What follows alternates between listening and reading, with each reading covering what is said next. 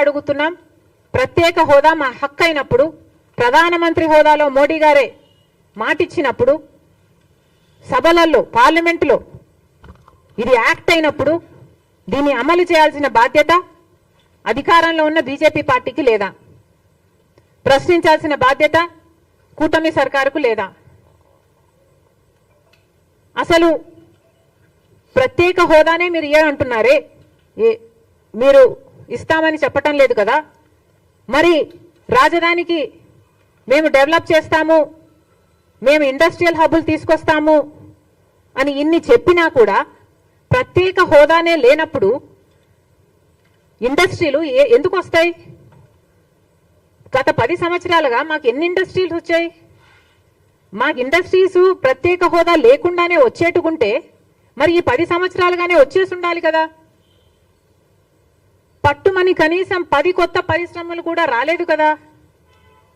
అంటే మాకు ప్రత్యేక హోదా అవసరము అని మీకు అనిపించటం లేదా? ఇండస్ట్రియల్ సెక్టర్స్ ఇవన్నీ డెవలప్ చేస్తే మాత్రం ప్రత్యేక హోదా ఇవ్వకపోతే ఏం లాభం? కేంద్ర సంస్థలన్నీ నెలకొల్పితే కదా, ఒక హైదరాబాద్ అయితేనేమి, ఒక పూణే అయితేనేమి, ఒక బెంగళూరు అయితేనేమి, ఇవన్నీ డెవలప్ అయింది. ఒక బిహెచ్ఎల్ అయినా, నేవీ అయినా, డిఫెన్స్ అయినా, రీసెర్చ్ ఇన్స్టిట్యూట్స్ అయినా, మెడికల్ ఇన్స్టిట్యూట్స్ అయినా, ఇలాంటివన్నీ కేంద్ర సంస్థలు, ఆర్థిక సంస్థలైనా ఇలాంటివన్నీ మా రాష్ట్రంలో మీరు ఏర్పాటు చేస్తే కదా ఇక్కడ అభివృద్ధి జరిగేది.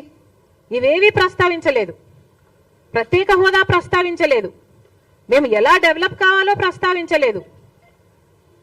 మీ పార్టీకి మీరేదో ముష్టి పడేసినట్టు 15,000 కోట్ల రూపాయలు ఇస్తామంటే మేమంతా ఇక్కడ పండగ చేసుకోవాలనా? ఎందుకు చేసుకోవాలి? బీహార్ ఏమో మీకు కొంతమంది ఎంపీలను ఇచ్చింది, 12 మంది ఎంపీలను ఇచ్చింది.